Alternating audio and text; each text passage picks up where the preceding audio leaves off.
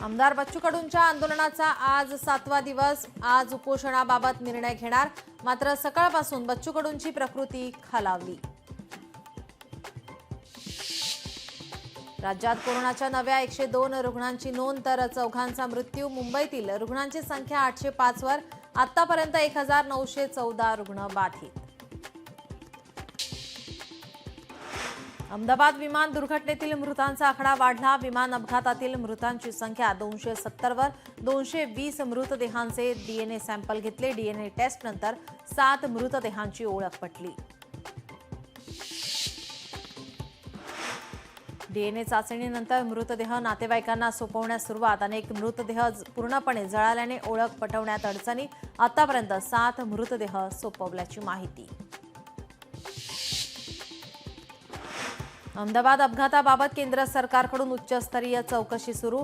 Black बॉक्समधील data, cockpit voice recorder तपासणार. 3 महिन्यात चौकशी समिती अहवाल सोपवणार. अहमदाबाद विमान दुर्घटनेनंतर डीजीसीएचा मोठा निर्णय. बोईंगच्या 787 विमानांच्या सुरक्षा तपासणीचे आदेश. मुंबईच्या विक्रोळीतील एलबीएस मार्ग ते पूर्व द्रुतगती मार्गाला जोडणारा पूल आज सुरू होणार. नागरिकांना वाहतूक कोंडीपासून मिळणार दिलासा.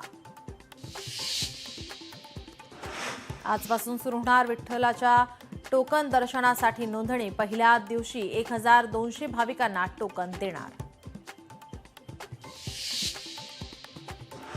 पंढरपूर कॉरिडॉरला प्रकल्प बाधितांचा विरोध. कॉरिडॉरसाठी आज मतदान होणार.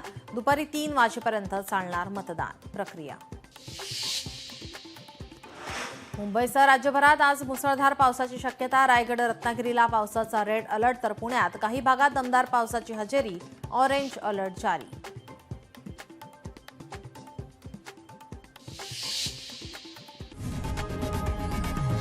लोकशाही मराठी ऐका, पहा, जागरूक रहा.